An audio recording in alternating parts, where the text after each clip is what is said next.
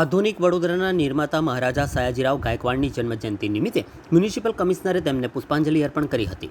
વડોદરાના પ્રજાવત્સલ રાજવી શ્રીમદ મહારાજા સયાજીરાવ ગાયકવાડની જન્મજયંતિ નિમિત્તે શહેરીજનોએ ભાવપૂર્વક પુષ્પાંજલિ અર્પણ કરી છે।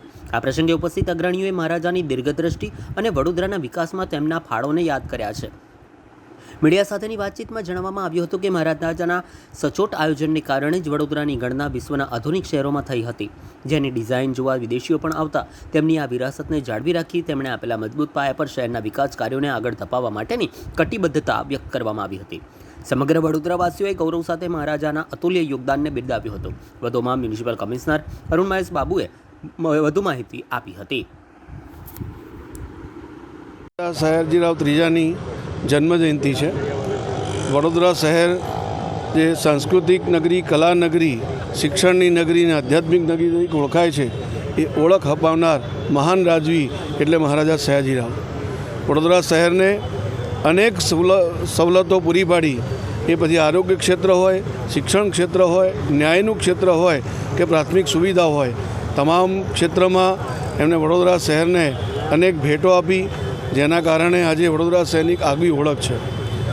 મહારાજા સયાજીરાવજીએ પોતાના સમયમાં વિદ્યાર્થીઓને ઉચ્ચ શિક્ષણ મળી રહે એના માટે સ્કોલરશિપ સ્થાપવી, ઉચ્ચ શિક્ષણ માટેના પ્રયાસો કરવા, કન્યા કેળવણી જે તે સમયે ખૂબ જ અઘરો વિષય હતો એના માટે પ્રયાસો કરવા, ગામે ગામ લાઇબ્રેરી સ્થાપવી અને લોકોને વાંચન પ્રત્યે રુચિ વધે એ પ્રકારના પ્રયાસો કરવા, આવા એક અનોખા પ્રયાસોથી એમને એક મહાન રાજવી તરીકેની પોતાની ઓળખ ઊભી કરી હતી।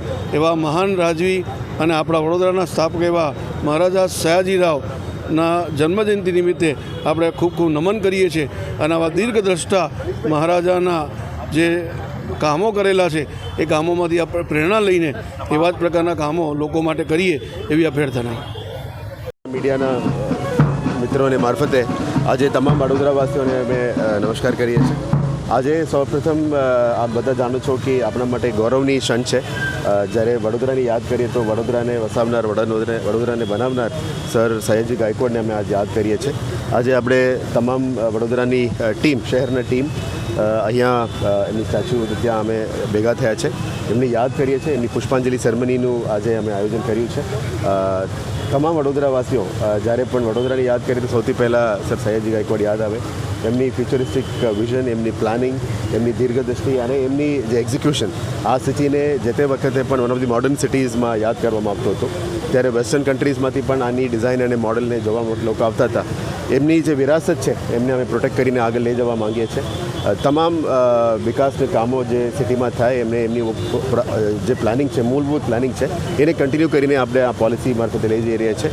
આપણા માટે જે ગૌરવની દિવસ છે એમને વધારે હું નહીં કહેવા માગું છું, પણ એમને ફરી એમની જે તમામ કોન્ટ્રીબ્યુશન છે વડોદરા સિટી માટે એને અમે યાદ કરીએ છીએ અને વડોદરાવાસીઓની એમની જે આ શુભ જયંતિ છે આને અમે એમની આપના મીડિયાના મિત્રોને મારફતે અમે તમામને શુભકામનાઓ પાઠવી રહ્યા છીએ।